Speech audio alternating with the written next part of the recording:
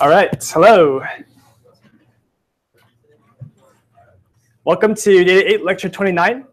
Today we're going to be talking about designing experiments. So project 2 is due tonight at midnight, so please make sure to have that in. Your grades are available on B courses, okay? So your B courses grade are what we consider to be like your current standing in the class. You'll notice that the homework points are out of different numbers and on OKPy and Gradescope. That's because on B courses, what we've done is we've combined the homework scores into one score. So if you got like 4 out of 4 on OKPy and then 6 out of 6 on Gradescope for homework, say homework 20, on B courses it'll show up as 10 out of 10 because it'll combine those two scores. Okay, so on OKPy, those are your scores for their code, and on Gradescope, those are the scores for written portions of your homeworks. All right, but it should all be there. And I sent an email yesterday saying to email your TA and CC me with any discrepancies. So if you notice anything wrong about what's going on there, just email your TA and we'll get to it. Okay. And that being said, I think some people had some questions still about how to use OKPy and Gradescope to see their grades. So let me see if I can just give you a quick rundown. So let's say pi.org. Let's see. I think if I click here, I can see what it looks like from your end. OK, cool. So it looks like here, it's homework 1. I didn't submit anything. I've been a bad student. OK, so unfortunately, I won't be able to. It doesn't look like I can see like past things because I haven't submitted anything. But normally, what you do is you go to okpi.org and you click on an assignment. And in that assignment, it should say like your submission. And then if you click on that submission, it should show you your grade. I believe that's how it works. Okay, so that's how to get your code score. And if you go to gradescope.com, this is also how to submit regrade requests in case there's something wrong with your assignment grading. So let's take a class that I was in before, Introduction to Machine Learning. Very nice. Okay, so let's suppose that I go down here, and I see that on this homework assignment, I got a 63 out of 68. Wow, I got a lot of points off for this question. I wonder why. So I can click here and zoom in, look at my answer, and say, oh, I clearly did this right, even though they marked me off. So I can say, so usually there'll be a button here that says like regrade request. But since they closed regrade request, it won't be available. But for you, it should show up. So what you should do is go through your homeworks again, look through like what things you did, and check to see whether it matches our solutions. If what you submitted matches our solutions and we still took points off, then submit a regrade request. Okay, so typically we won't give points back if you like had a interpretation that was like kind of off or maybe got close to the answer but not quite. So we'll only give points back, generally speaking, if your answer was correct but we marked you off for it. Okay, but that's how you use both those websites. Sorry for not making that clear earlier. So to submit regrade requests on Gradescope, click on the homework, look at what you did, and then submit the regrade request explaining like why you should get points back for it. Okay. Cool. Any questions about that? Well, in that case, I have a bunch of questions for you today. So let's suppose that I have a population of incomes. Okay? So the income mean is 10K, standard deviation is 20K. I take a sample of 100. What is the chance that my sample average is above 14K? Okay, so talk to your neighbor about it. If you did not remember the content from yesterday or forgot like the square root law thing, or if you weren't here yesterday, now is a great time to ask your partner about like what we did yesterday, because otherwise you won't be able to do this question. Try it out.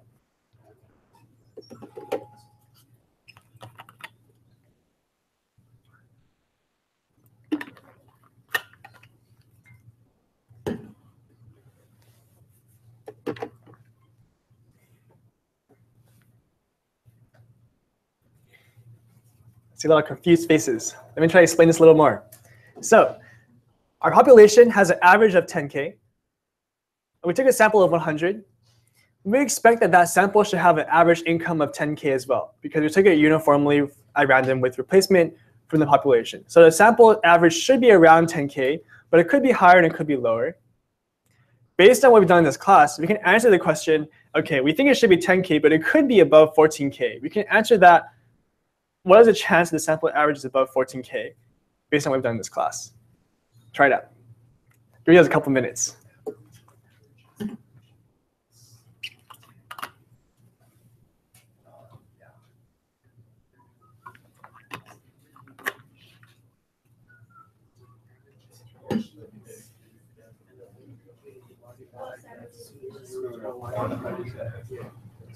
So the population, the sample standard deviation is 20 divided by 10, which is 2K.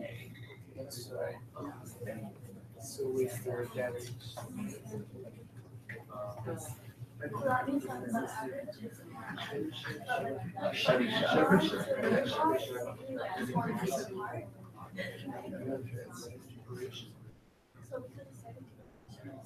I don't know, stop talking for a minute. It's not structured. I didn't think about this here. So sample size is 100. What is the chance of sample averages above 14? That's 2 standard. Because we know that sample standard deviation is 2K. You know 14K is 2 standard deviations up. So the chance of that is at least 75%. Right? Oh, you know 75% is good. Oh, above 13K. So that means 12.5%. That's the chance. I use Chevyshev's in college. At least 75, which means that at most 12.5%.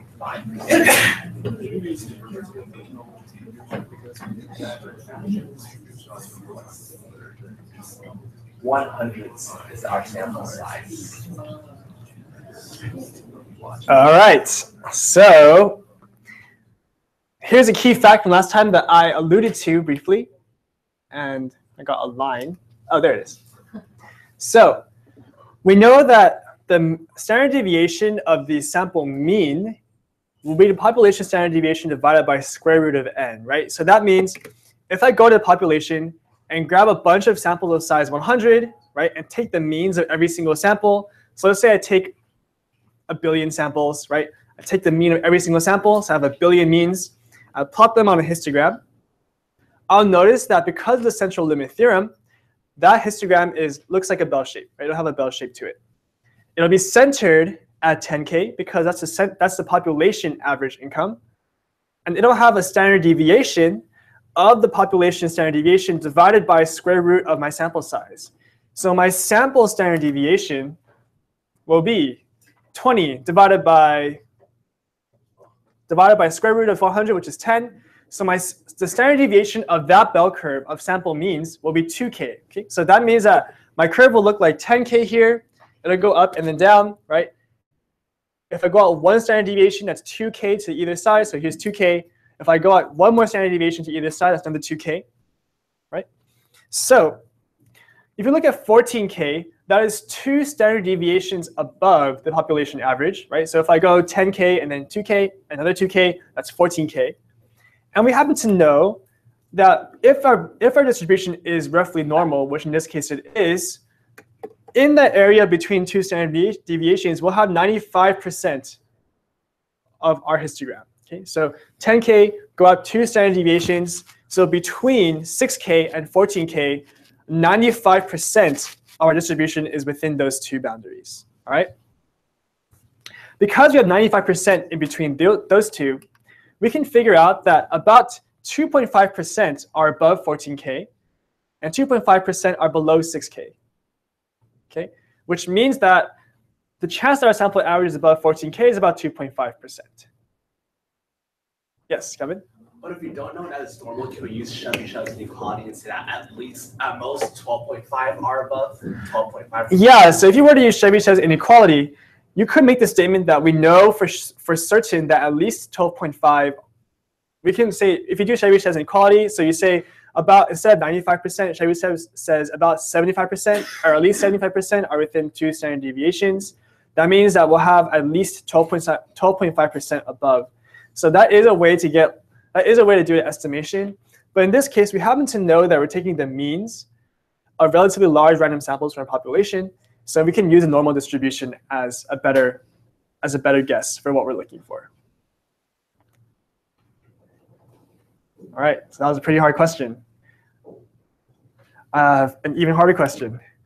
All right, so another bell shape. Okay, the population is a perfect bell shape with a mean of 10 and standard deviation of 20. My sample is another 100, chosen at random with replacement. What is the chance that every single value in my sample is below 50? Okay, below 50.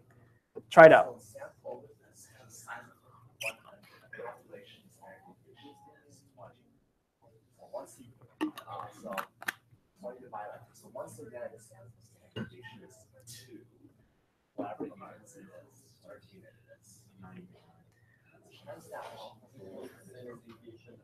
Let me give you a hint. So try solving the problem, an easier problem, which is suppose that I pick one person from my population. So I pick one person from my population, and I ask the question: what is the chance that that one person has something below 50, has a value below 50? Okay, try it out with just one person, then see if you can extend it to a sample of 100.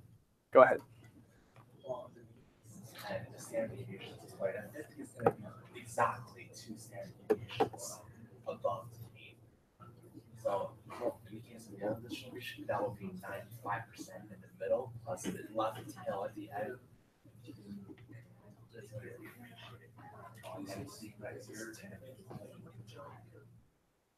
So 97.5%. This line is 97.5% chance to get something below 50.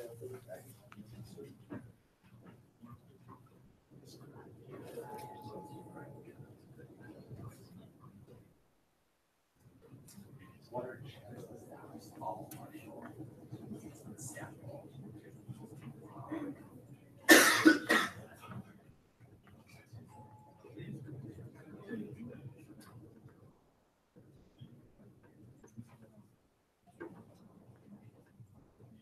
That's a chance for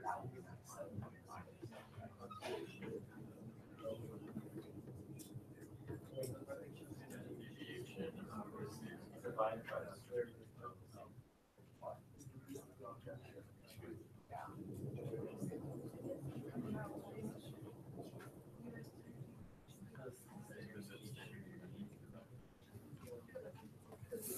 Okay, so let's try it out. Okay, so we happen to know that our population has a mean of 10 and a standard deviation of 20, right? So mean of 10, if I go 20 away in each direction, that's plus minus 1 standard deviation. If I go another 20 away, that's 2 standard deviations. So if I go from 10 to 20, so 10 and go up by 20, that's 30, up by another 20, that's 50. We have to know that 50 is 2 standard deviations away from that mean, right? So if we go up by 2, that's 50.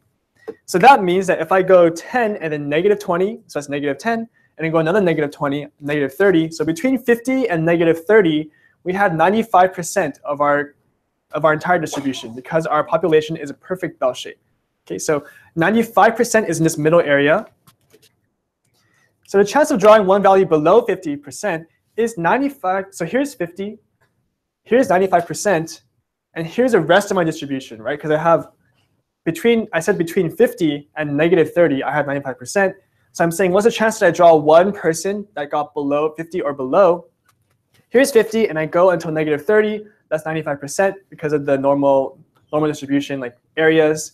And if I keep going and just keep going forever, there's another 2.5% area on that side there. So that's 95% plus 2.5%, which means that the chance of drawing someone 50 or below is 97.5%. That means that if I were to draw 100 and I wanted all 100 of them to be 50 or below, that would be 0.975 to the power of 100. Because I'm drawing each person, and the chance that each person is 50 or below is 97.5%. Okay, is that big or small? Let's find out. So I can, okay. So I can go here, 0.975 to the power of 100, and that is about 8%. So even though the chance that each individual person will get 50 or below is pretty high, in a sample of size 100, I'm probably gonna get some people, or at least one person, that was not in that 50 or below. It was 50 or above. Okay. All right. Any questions about that? All right. So, kind of confusing. So let me backtrack. Here, I'm asking the question of my entire sample, right? I'm asking a question of my entire sample, and I'm saying, what is the chance that the average of all 100 people is about 14K? Because of the central limit theorem, we happen to know that the distribution of my sample averages is approximately normal. Okay. In this case, I'm not looking at the distribution of my sample average. I'm looking at each individual person. So that's why I had to include the extra statement that the population was a perfect bell shape. Otherwise, we don't know what the population looks like, and we can't make any conclusions about this. Okay. So if I did not say this is a perfect bell shape, and I just said the mean is 10, the standard deviation is 20, you'd have to use Chebyshev's because you don't know what the shape of my population is. All right. So ponder those two, and I have one more. So let's suppose that I want to estimate the height of the tallest person on campus. All right. I sample 100 people, compute a 99.9999% confidence interval in the bootstrap. The upper bound of my interval was 6'4", but a 6'5" person walks by. What might have gone wrong? Talk it over with your partner. Go.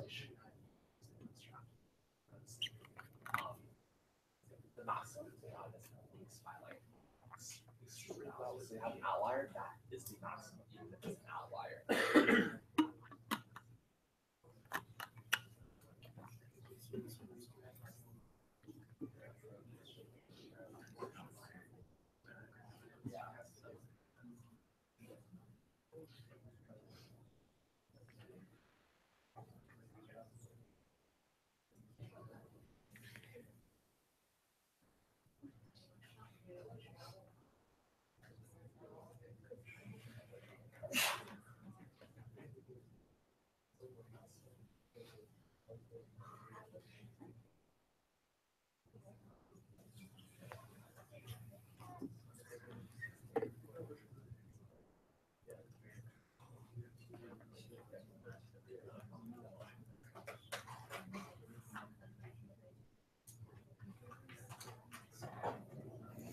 All right, so there are a couple of things that are going wrong here. As I mentioned earlier this week or last week about the bootstrap, we don't really want to use the bootstrap for high or very low percentiles because when our parameter is highly influenced by just a couple of values, when we take a sample, our chances of getting like a good estimation for that parameter is pretty bad because our sample could have come out badly. Okay, so if we're trying to estimate that really, really high percentile, and we take a sample of size 100, there's a pretty good chance that our sample will just not contain that percentile because it's so rare, right? And so because of that, bootstrap resampling in this case will probably not give us a really great answer. In addition, if you only have 100 people, we can't really get a confidence interval of 99.9999% confidence, right? Because we only have 100 people in it. So there's kind of this thing here where you have to be careful with the size of your sample and how accurate or how accurate you want that confidence interval to be. So in this case, that 100-person sample is not close enough to the population. So we say it's close, but if we're looking for a 99.9999% confidence interval, it's not similar enough to the population to make a really, really precise interval like that. Okay, so just some rules of thumb about the bootstrap. I have one more. Okay, keep them coming. All right, so I want to estimate the average compensation for San Francisco public workers. How many opinions should I sample at random? Not opinions. Let me change that. How many people? Okay, there's no opinion when it comes to your salary. Okay, how many people should you sample at random in order to get a 95% confidence interval with the width of $10,000 or less? Try it out.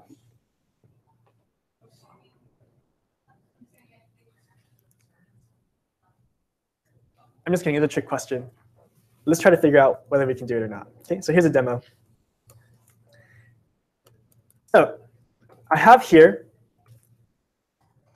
a table containing the average containing the total compensations for public workers in San Francisco. We've seen this table before. Yes? Okay. So here's a person. He works for Public Works. His job is water quality tech 1/2. He got this much total compensation, which is income plus benefits. Not bad. All right. So I plotted them on a histogram. Here's what we get. So we have, it looks like most of the incomes fall within the 100,000 range, as we discussed before. Right. Here I have some code to take a confidence interval. So do that. OK, so what do I want to do? I want to see how big of a sample I need to get. So my goal was make a confidence interval that's $10,000 wide, right? So let's try to just make a confidence interval and see what we get. So here is a sample. Sample SF. Let's do SF sample. Let's take a sample of size 200 and just see what happens, right? So we have a sample here. There it is. And if I were to do my bootstrap method, so here's my bootstrap confidence interval. Let's just take that, give it my sample. I want to bootstrap the total compensation. And let's do 1,000 repetitions so it runs faster. Okay, so here we go. So we bootstrapped our sample. We got a confidence interval that went between 105,000 to 123,000, which is unfortunately a little bit too wide, right? So let me take those two numbers. Let's look at how wide our interval is. Why does the wideness matter? It matters because if a confidence interval is really, really narrow, we can say, oh, OK, our population average income is probably within that range, right? If we can say that and the interval is pretty narrow, then we have a pretty good estimation for what that population average income is. On the other hand, if the interval went from 0 to 1 million, we really don't have any idea. Even though we had 95% confidence that our population average income is in there, it's so wide that we can't really draw any conclusions from it. Okay? So the narrower, the better. And we want to ask the question, OK, we want an interval to be this narrow. How big of a sample do we have to be?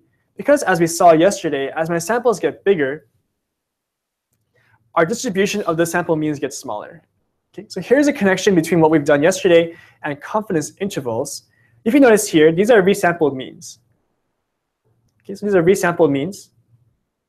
And yesterday, we just mentioned the central limit theorem says if I take a bunch of samples, take the means of every sample, and plot them on a histogram, I'm going to get a bell shape. And not only do I get a bell shape, I get a bell shape with a specific standard deviation that goes down as my sample size goes up. That's what we showed yesterday. And today, what I'm saying is that process of taking samples and like plotting them on a histogram is pretty much the same as doing a bootstrap confidence interval. In a bootstrap confidence interval, we just have the same thing. We just do resampling instead of sampling.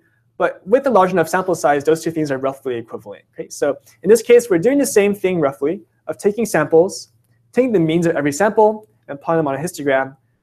You notice that it's bell-shaped. That's because the central limit theorem also holds. Okay? So it's bell-shaped. And our confidence interval is just taking the middle 95% of this. Now 95% should be sounding kind of familiar to you at this point. And 95% happens to be the mean of this distribution plus minus 2 standard deviations, right? Because it's roughly normal. So the mean plus minus 2 standard deviations. But I'm just going to look at the width. Okay, so the width of this interval is this number minus this number. Let's see how big it is. So no, unfortunately not. We got a width of $17,000. My goal was to get a width of less than $10,000. So $10,000 or less. Narrower is better, of course. But I'm just going to say, let's aim for 10,000. Let's try to get 10,000. Okay. So here's what it was. My sample size is 200.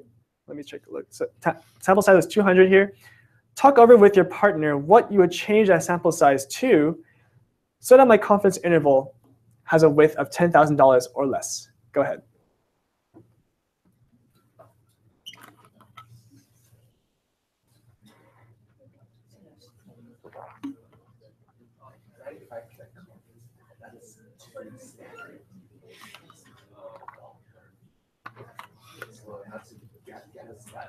$10,000, 95%.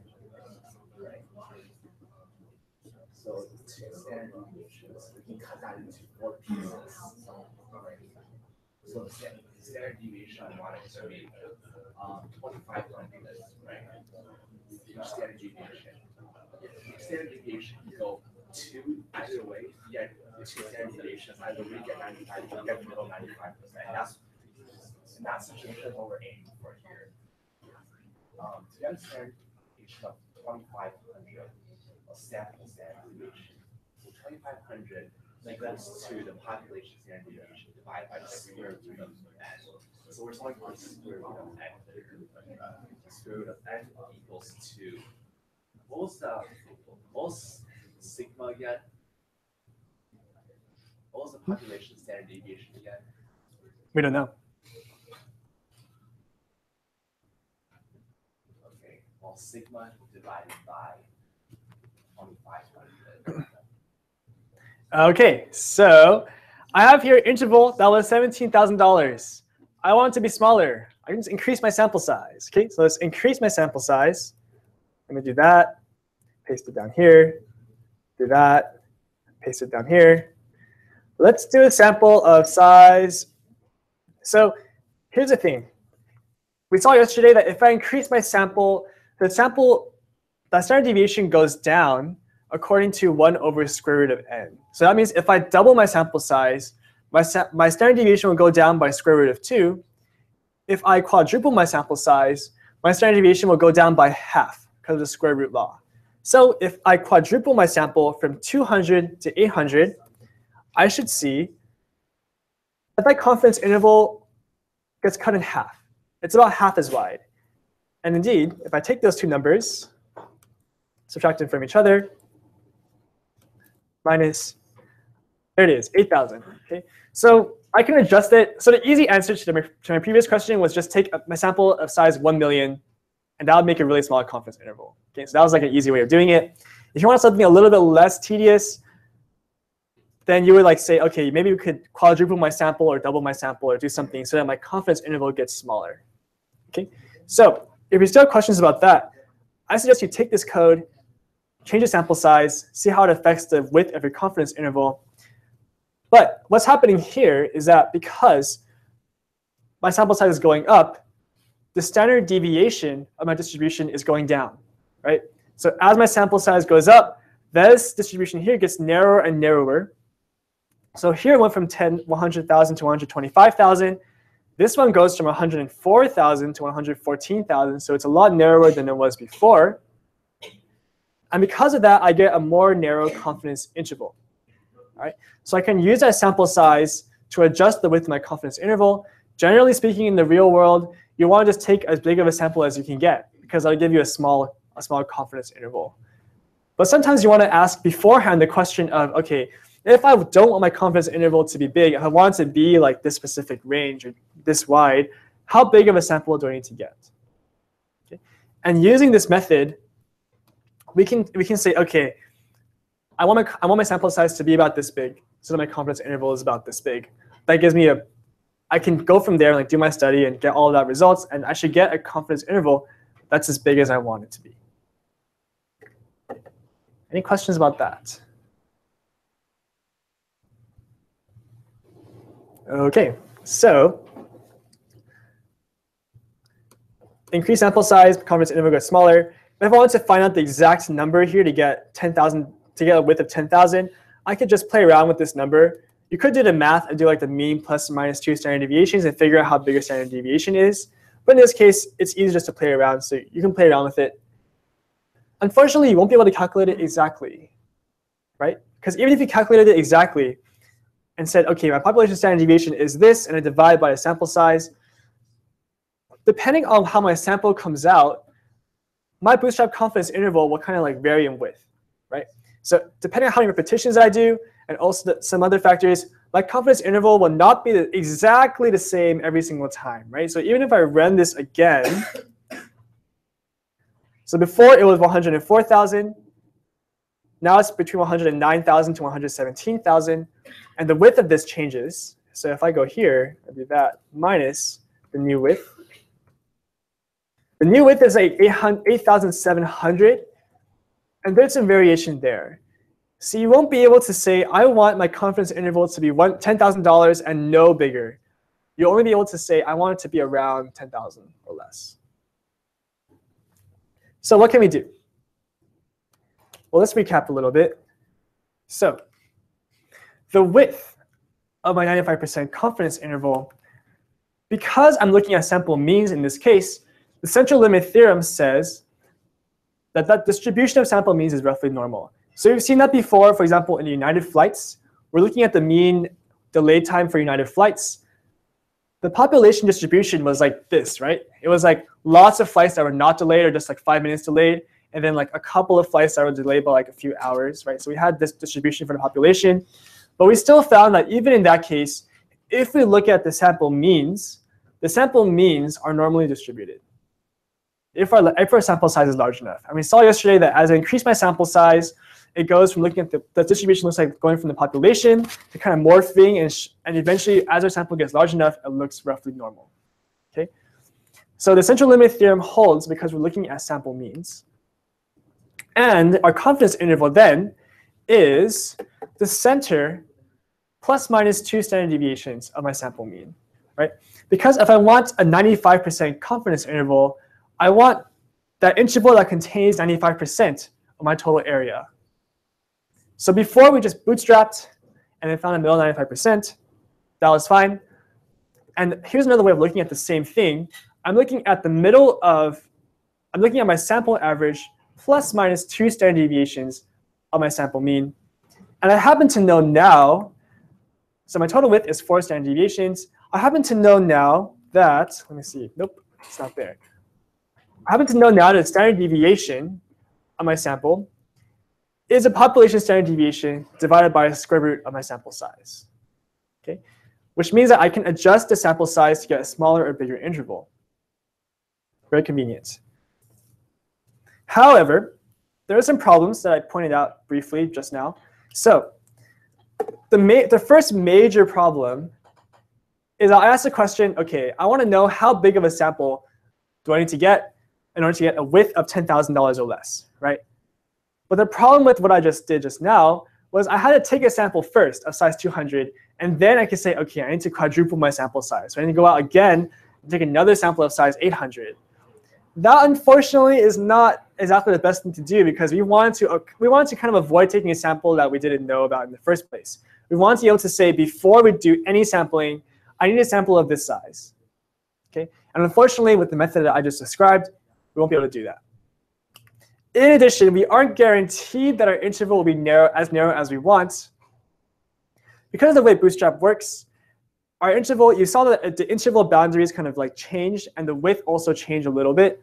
And so you won't be able to get like a hard and fast guarantee that your interval will be $10,000 or less. You'll only be able to get like, okay, this is definitely lower than 10,000. But if you aim for 10,000, you're gonna get sometimes a little bit lower than 10,000 and sometimes a little bit higher than 10,000 because of the Bootstrap. So there's no hard and fast guarantee.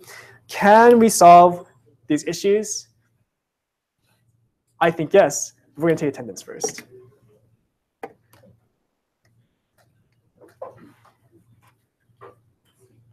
All right.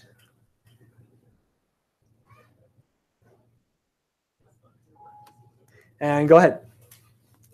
Here's the link.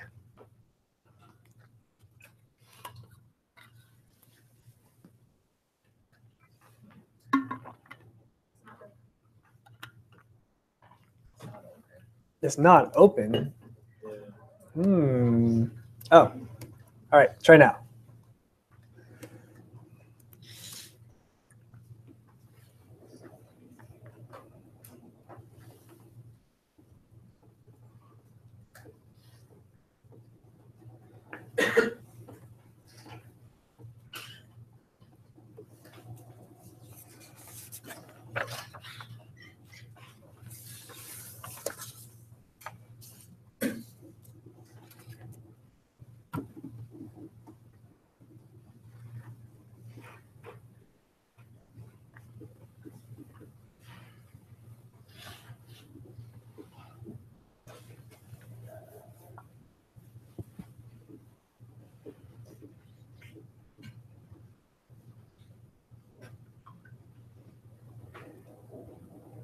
All right, so go ahead and wrap up doing that. Let's suppose that I ask this question, which is, I want to estimate what % of voters will vote for candidate A in an upcoming election. So I have two candidates, candidate A and candidate B. I want candidate A to win, so I want to figure out what % of people will vote for candidate A. How many opinions, so here's my opinions, how many opinions should I sample at random in order to get a 95% confidence interval with a width of 3% or less? So before I was asking the question, how many people should I sample so that my confidence interval has a width of $10,000 or less? This is a slightly different question, right? I'm asking about proportions instead of the actual just dollar amount. It turns out that when you ask for proportions, you can actually figure out answers to those questions that I just posed. Okay, it's quite interesting. Let's take a look. What's next? Nope. Okay, so if I go in and look at my votes, okay? Let's take a look at some potential populations, right? So here is one potential population. Let's say that in my population, 9 people voted for candidate A, and 1 person did not vote for candidate A, all right? So here I have 9 people voted for candidate A, 1 person did not. So if I were to sample from the population, I would get approximately 90% of people voting for candidate A. So before the problem was, so the reason why all this stuff up here is problematic is because I don't know my population standard deviation, right? If I knew my population standard deviation, I could just say, okay, take my population standard deviation, divide by square root of n. That should give me, right? That should give me like how wide I want to go in order to get a confidence interval that's as wide as I want it to be. I think I have one more slide actually. Should have one more. Let's take a look. Yes. Okay, great. So, oh, that was supposed to show up one at a time, but here we go. So, I want my width to be 3%. If I want my width to be 3%, I know that my confidence interval is my mean plus minus 2 standard deviations. So the total width of my interval is 4 standard deviations, right? Because I go 1 and then 2. That's a total of 2 on each side, which is 4 standard deviations. That's my total width. So if I want my width, which is 4 standard deviations, to be less than or equal to 0.3, the standard deviation of my sample mean, or my sample proportion in this case, is the standard deviation of my population divided by the square root of sample size. So here I've substituted in 4 times standard deviation less than 0.3. I've substituted in the population standard deviation divided by the square root of sample size. Okay. So if I want to figure out how big my sample is so that my width is always 3% or less, I just need to solve for the sample size here.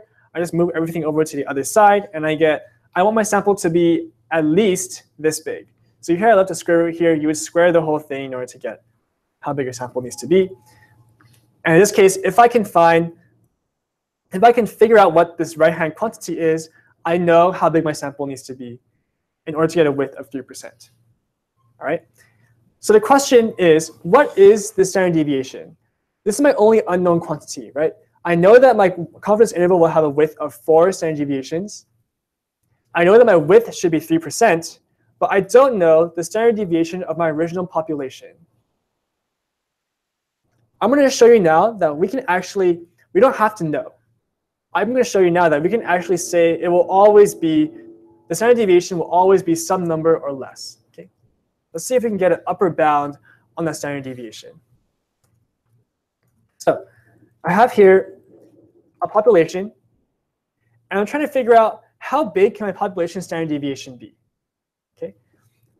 It looks like there's probably some limits to how big that standard deviation can be, because notice how before I was working with compensations, right? So those numbers could be like 100,000, 50,000, 150,000. So my standard deviation could be pretty large, maybe like, I don't know, like 60,000 or maybe like 30,000. But in this case, my data are just ones and zeros. And this crucial fact will allow me to say my population standard deviation will never be bigger than some number. Let's take a look. So here's a population, 90% voting for candidate A. The standard deviation of this population is about 0.3. Let's see if more people vote for candidate A. Now my standard deviation is 0, right? Which illustrates an interesting fact that if my data are all the same, there's no variation, so my standard deviation should also be 0. Okay, so that's no good. Let's try to make more people vote for candidate B. Let's add some people. Okay, so here my standard deviation is like 0.48. Let's go again, 0. Here's 0.5. I have here actually a function that will do that thing for me. So I can just run this function and it will do that. So let me interact with it and see what it does. So interact with the SD voters. So here's the same thing. Oh, it's not showing up. That's unfortunate. OK, so I just put this into a function. So here when I say 1 person out of 10 voted for candidate A. When I say 3 people out of 10 voted for candidate A. So I'm just going to change this number here and take a look at my standard deviation. So if I change a number, you'll notice something interesting. If I go 4, it goes up. If I go 5, it's at 0.5. And if I keep going up to 6, it goes down again to 0.48. And it turns out to be a very interesting fact that if my data contain only zeros and ones, the standard deviation of that data will never be bigger than 0.5. Okay? It'll never be bigger than 0.5, which lets me say, OK, if I know that my standard deviation will never be bigger than 0.5, then I can just use 0.5 and plan for the worst case, right? So I'm making a confidence interval. The confidence interval depends on how big my standard deviation is. If my standard deviation is really big, my confidence interval will also be really wide, right? But if I happen to know that my confidence interval will be some number between 0 and 0.5, I can say, OK, just pretend like my standard deviation is 0.5. And that way, even if it's less than 0.5, my interval will always be what I want or something smaller. Kevin? Is there a formula to figure out the maximum standard deviation for a certain population or sample size? Is there a way to figure that out? There's a way to figure out the maximum standard deviation. Not always, right? Because in this case right here with compensations, my standard deviation was probably something like, I don't know, like 2,000, right? 3,000, which is pretty big. So if I happen to take everyone's compensations and multiplied all of them by 10, now I have more variation. So my standard deviation increases. So my standard deviation can be any number if my data can be anything. However, if my data are ones and zeros, it turns out that the standard deviation will never get bigger than 0.5. Okay? So that turns out to be very convenient. So what do we want to do? We want the width. And we know that the worst standard deviation of my population is 0.5. We want the width in standard deviations to be less than 0.03. So desired width is 0.03. So our confidence interval is 4 standard deviations wide, and we want that number to be less than 0.03. That's our goal. We want it to be less than 0.03. So let's just take that formula, and now we know that the standard deviation of this population will never be bigger than 0.5. So let's plug in 0.5 there. And even if our population standard deviation is smaller than 0.5, this inequality will still hold. Okay? It holds because if I make the right-hand side smaller and it's greater than or equal to inequality, the left-hand side is still bigger than the right-hand side. So if it was bigger than or equal to before, and I make the right-hand side smaller, it will still be bigger than or equal to the right-hand side. So what I'm going to do is close attendance. Any objections? All right. So I'm going to take that formula, plug it in. So my sample size is the worst standard deviation of my population divided by, times the width. Let's do this. Width with 4 standard deviations. How big is my standard deviation? It's the standard deviation of my population divided by the desired width. So what I'm doing now is I'm just taking 4 times this standard deviation divided by 0.03. Doing that. Oops. There it is. I have to square the whole thing because my equation had a square root on the sample size. Let's take that whole thing and square it. And so I want my sample to be 4,444. 0.4, I'll round up to 4,445. What is this saying? This is saying that no matter what my population looks like, if I take a sample of this many people, my confidence interval will always be 0.03 or less. Always. because my population standard deviation will never be bigger than 0.5. Let me show you why that's the case, or let me show you what happens. So here I have a table called voters.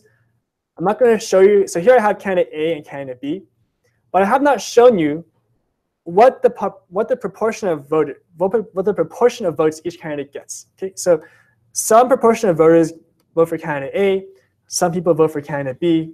We don't know how many people would vote for whom. So here I have like maybe the percentage is like 0.75, maybe it's 0.6, maybe it's half and half. I don't know, but I still want a confidence interval for the proportion of voters, and I want that confidence interval to have a width of 3% or less. Let's make that confidence interval. If I just do bootstrap CI mean of voters, and here I have a column called chance, which I'm purposefully not showing you. So let's bootstrap that. So, or what I'm going to do is take a sample first. So observe. Take my voters. I'm going to do some code here. I'm going to try to hide that chance from you. So let's select 0.sample_n. Okay, so you try really hard not to show you what those proportions are, so it's suspenseful. Here it is, and it didn't work. Voters.column. Select. No. Let's say we take a sample of size 1,000. Okay, sample of size 1,000. We have this many people vote for B, this many people vote for A, right? So let's find the proportion of people that voted for A and then bootstrap that. So here we go. Means equals empty array for 1,000 repetitions of a resampling. So take my original sample and sample that. That's a resample. Then I want to append to my means how many of those were A. The proportion of resample.column0 that were equal to A. That gives me the total number of people that voted for candidate A. If I divide by 1,000, so let's say n is 1,000, that's my sample size. Divide by 1,000, that gives me back some means. Here are my means. These means are proportions because my data have ones and zeros. So I took a sample here. 65% of that sample voted for candidate A. And this one, 60% voted for candidate A. This one, 59.6% voted for candidate A, right? So let's take the confidence interval of those means by looking at the percentile, the 2.5th percentile of the means, and the 97.5th percentile.